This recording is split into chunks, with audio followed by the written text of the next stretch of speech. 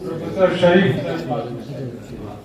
محترم بزرگوں اور میرے عزیز دوستوں، معلوم ہے آپ کو کہ یہ مجھے اعزاز حاصل ہے کہ میں ان ماہانہ نشستوں میں باقاعدہ شرکت کرتا ہوں۔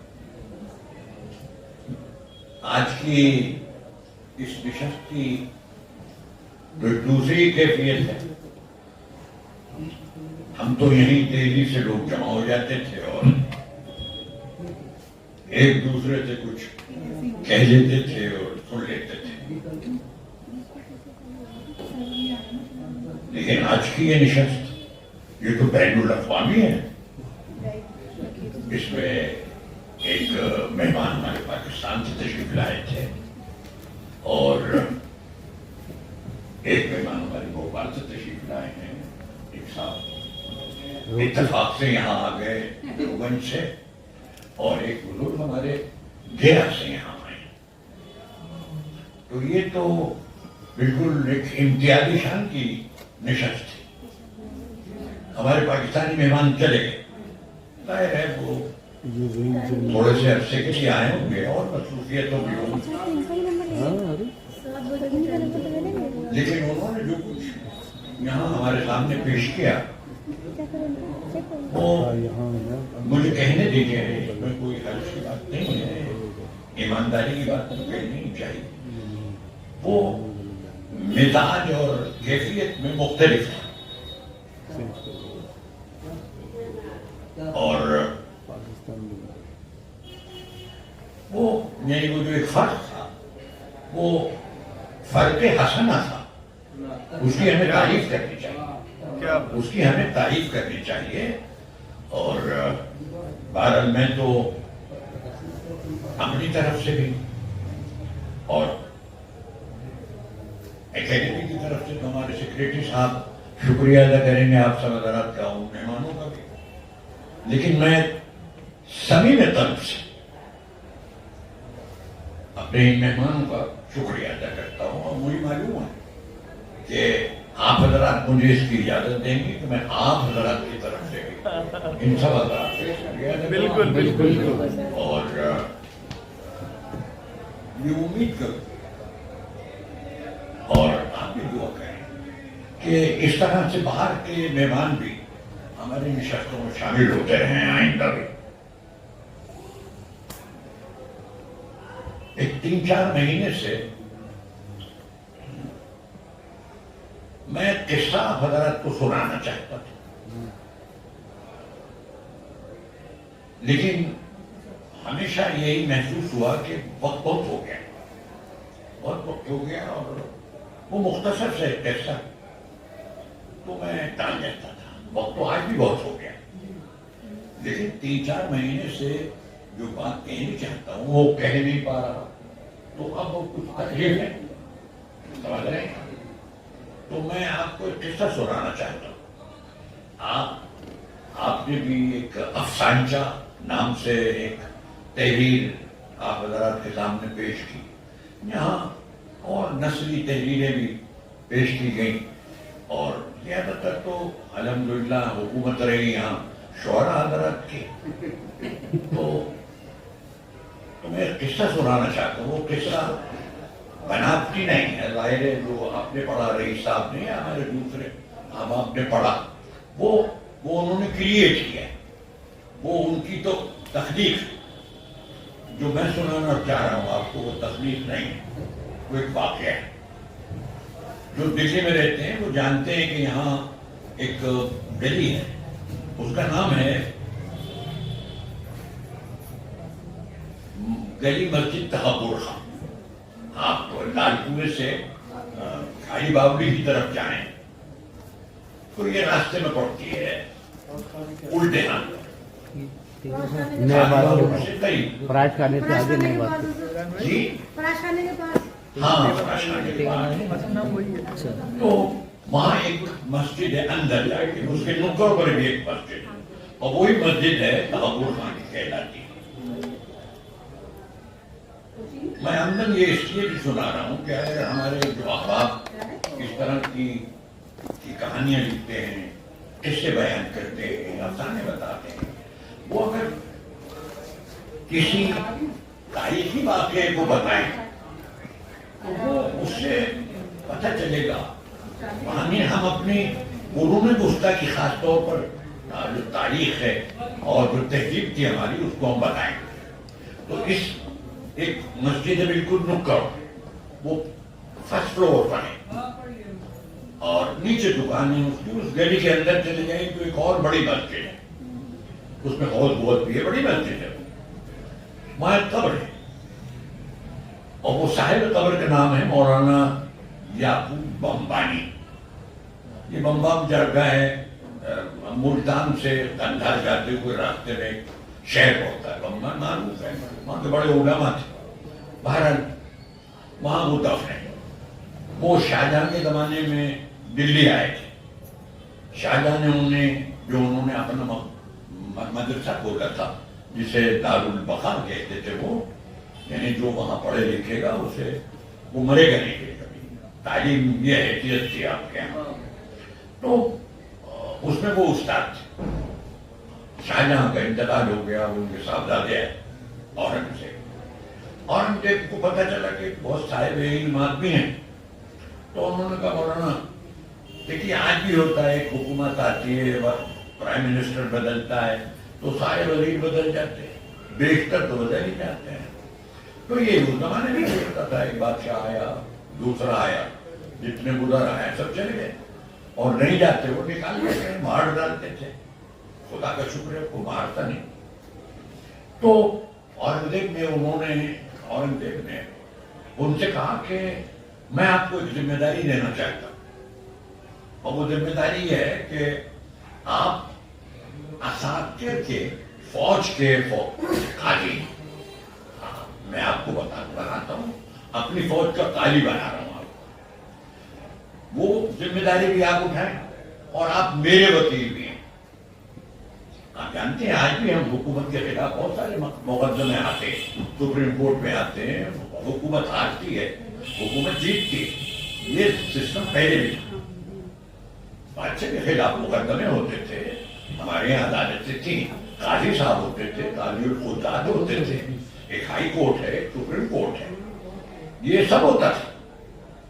ہم یہ نہ سمجھیں کہ بس کہہ دیا ہم نے کہ بھائی یہ تو دور مطلق العنانی کا دور تھا اور بس بادشاہ کی زبان قانون ہوتی تھی. ایسا نہیں ہوتا تھا یہ بھی، لیکن ایک نظام بھی تھا.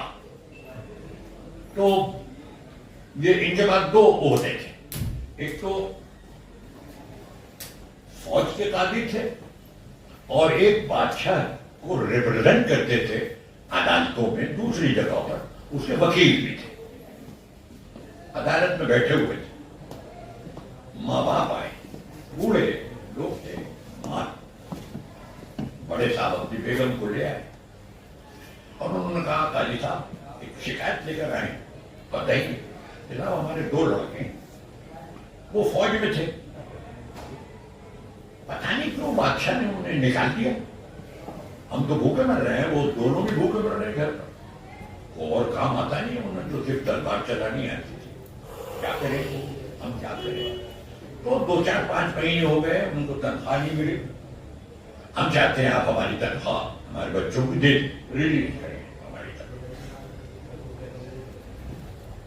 اب دیکھیے اس نے حکومت کے خلاف یہ پٹیشن کیا. حکومت کا وکیل کوئی قاضی نے سنائی اور میں نے پوچھا، 2-4 دن لگے ہوں گے، پوچھا کہ بھئی یہ کیا کیس ہے. باہر دفتر میں انہیں پوری اطلاع دی کہ ہاں جناب یہ صحیح کہہ رہے ہیں، ان کے بچے تھے 2-4-5 مہینے انہیں کسی وجہ سے نکال دیے تو انہوں کو تنخواہ نہیں ملی. وہ آئے میاں بیوی، انہوں نے ان سے انہیں حکم دے دیا کہ ان کی تنخواہ ریلیز کر دی جائے. بادشاہ آ گئے. یہی تو مانا ہوا. یہ ساری چیزیں ایسے خاص طور پر بادشاہ کے خلاف ہی مقدمہ تھا. تو وہ فائل بادشاہ کو پیش ہو گئی کہ جناب یہ آپ کے وکیل صاحب نے اور آپ کے جج صاحب نے آپ کے خلاف مقدمہ فیصل کر دیا. یہ کیس تھا اور اس کو تنخواہ دے دی. बादशाह को शिवा जमी हुआ, उन्होंने काजी को बुलाओ, काजी साहब को पेश किया गया और बादशाह ने पूछा, काजी साहब आप मेरे वकील थे या वो माँ बाप के थे जो आपके पास आए और आपने उनके हक में फैसला कर दिया, मेरे खिलाफ फैसला कर दिया? आपने तो मेरे हक में एक जुमला नहीं कहा अदालत में। ये उन्होंने कहा। अब आप देख रहे हैं, आप ये सब निजाम मौजूद था। अब ये न समझे कि हम एक तारीख दौर में रहते थे और कुछ था ही नहीं, ऐसा नहीं था। तो अब काजी साहब तो बड़ी मुश्किल में फंस गए, वो तो मालूम था कि अब ये मैं कैसा काजी है तो मुमकिन है मुझे जेल डाल दे, जेल में भेज दे बादशाह। काजी साहब उन्हें जवाब देते हैं, आप सुनिए क्या जवाब देते हैं। खास तौर पर क्योंकि अशरफ साहब यहाँ तशरीफ रखते हैं, इन्होंने इस महफिल को एक तकदीस बख्शी अपनी शायरी से भी और अपने वजूद से भी। उन्होंने कहा नमाज पढ़ने जाएंगे कि जनाबे बादशाह साहब, बस खामोश रहिए। दो अदालतें, एक वो अदालत है जिसका काजी आपने मुझे बना रखा, एक और अदालत है और वो ऊपर है, वो फाइनल अदालत है। फर्ज कीजिए मैं आपका ख्याल करता हूं कि मैं अगर ये फैसला करूंगा तो आपके खिलाफ होगा और मैं आपके हक में फैसला कर देता, उन्हें माँ बाप को हल कर देता, निकालवा देता, अदालत कर हम आपको कुछ कंपनसेशन नहीं देंगे।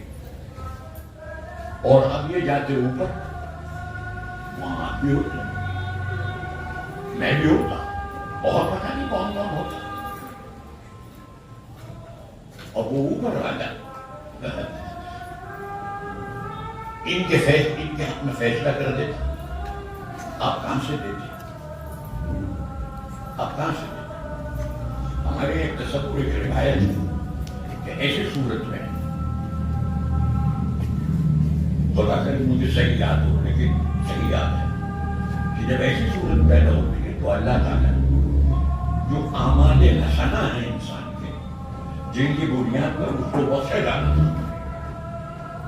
उनकी मिकदार कम कर देता। आपका बख्शा जाना मशकूक हो जाता। ये सूरत भी हो सकती थी ऊपर। अब बादशाह क्या जवाब देता? खामोश हो गया। शुक्रिया, आप जाइए अपना काम, ठीक है मैं आ गया। तो इस तरह के बहुत सारे वाकयात हैं जिन्हें हम आप हजरात के निहायत कुदरतमंद कदम और ख्याल बर्दाश्त जहन से हम ऐसे वाकयात को यानी आज भी पेश कर सकते हैं। तो ये एक बहुत दिन से मेरे जहन में था कि मैं आपको बताऊं, देखें कि हमने हमारी क्या तहजीब थी। हम खाली यानी बादशाह पर नहीं फैला करते थे, हमारा नज्म था।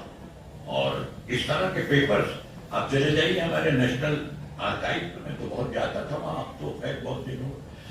1 बिलियन, मैं मिलियन नहीं कह रहा, हिंदुस्तान के आर्काइव में फारसी में ऐसे डॉक्यूमेंट्स मौजूद हैं। आज भी नहीं है, हुकूमत रखती नहीं, आज भी मौजूद है उन्हें पढ़ने वाले। लेकिन मैंने जो तादाद आपको बताई उसके लिए तो 2000 आदमी चाहिए, तब कहीं जाके 10-12 बरस में पढ़ा जाएगा। रखा है तो मुगलों की हुकूमत के बारे में कहा जाता था कि वो कागज की हुकूमत है। एक एक चीज, बादशाह कहाँ गया, किस वक्त खाना खाया, किस वक्त शिकार पर गया, कहाँ हमारी जंगे हुई, किससे दोस्ती थी हमारी, किससे हमारी दुश्मनी थी, हम किस तरह जिंदगी गुजारते थे, हमारे कपड़े कैसे थे, हम खाते पीते क्या थे, ये सब रिकॉर्ड मौजूद है, ये सब रिकॉर्ड मौजूद है। भारत, मैं आप हजरात की तरफ, मैं आप हजरात का कोई शुक्रिया अदा नहीं करूंगा, इसलिए कि तो आपका फंक्शन होता है, वो आप सबका शुक्रिया अदा। लेकिन मैं आप हजरात की तरफ से फिर से अपने मेहमानों का शुक्रिया अदा करता हूँ। रईस साहब बहुत बहुत शुक्रिया, आपने तो पूरी آخر میں مجلس کو مترنم بنا یقین جانیے ہم نے بہت خوشی ہوئی آپ کے آنے سے. ہمارے اشرف صاحب یہاں تشریف رکھتے ہیں. جیسا میں نے عرض کیا کہ بزرگ ہیں, ان کا سراپا بتا رہا ہے کہ یہ ایک صوفی منش انسان ہے. اور بھائی صوفی ہوں گے, صوفی منش کیا ہوتا ہے؟ آدمی صوفی ہوگا یا صوفی منش نہیں ہوتا, صوفی ہوتا ہے. کیا بات. اسی بات کے لیے ہم صمیم قلب سے آپ حضرات کا شکریہ ادا کرتے ہیں اور امید کرتے ہیں کہ انشاءاللہ آئندہ بھی کبھی موقع ہوگا آپ حضرات سے نیاز حاصل ہوں گے, آپ حضرات سے ہم استفادہ کریں گے. میں پھر سب حضرات کا بھی آپ کا بھی شکریہ ادا کرتا ہوں. ہمیں سیکریٹری کا ہمارے رئیس صاحب نے تو حقیقت میں جو کچھ ہمیں کہنا چاہیے وہ کہہ دیا. ہمارے سیکریٹری صاحب یہ 2-4 دن پہلے اس طرح کی مجالس کے انعقاد سے 2-4 دن پہلے یہ سوتے ہوتے نہیں ہیں. یہ تو یہی ہے کہ ہم تجھے ٹیلی فون کر رہے ہیں کہ کسی اور کو ٹیلی فون کر رہے ہیں. راستے میں پکڑ یہ کہیں جاتے آرام کرتے ہیں, لیکن مجھے معلوم ہے یہ تو کل کے لیے آئے ہیں تو یہ تو آج میرا رکیں گے. لیکن بھارت راستے میں صرف آگوا کر لیے ہیں تو یہ بہت کوشش کرتے ہیں. سچی بات یہ ہے اور انہیں بھی کرنا چاہیے کہ آپ حضرات بھی انہیں نا امید نہیں کرتے. میں بہت شکریہ کرتا ہوں. بہت شکریہ ڈاکٹر شریف قاسمی صاحب. آپ کو سننے کے لیے پوری دلی ترستی ہے بے شک. اور کہیں جو ہے یہاں پہ اہتمام ہوتا ہے, آپ تشریف لاتے ہیں تو میں سب کی طرف سے آپ کا شکریہ ادا کرتا ہوں.